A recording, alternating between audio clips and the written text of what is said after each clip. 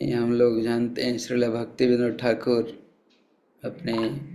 जो प्रसाद प्रणाम मंत्र होता है, हम लोग जो प्रसाद सेवा करने से पहले जो प्रणाम मंत्र गाते हैं उसमें श्रील भक्ति विनोद ठाकुर लिखते हैं नहीं, इस शरीर अविद्या जल जोड़ेन्द्रिय ताहे काल,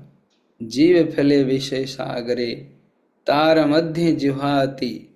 लोभमय सुदुर्मति ताक जेत कठिन संसारे, कृष्ण बड़ दयामय करिवारे जिहा जय,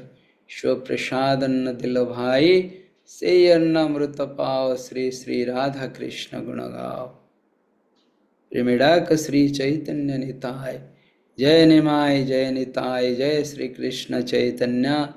प्रभु नित्यानंद, श्री अद्वैत गदाधर श्रीवासादि गौर भक्त वृंद। हरे कृष्णा कृष्णा कृष्णा हरे हरे,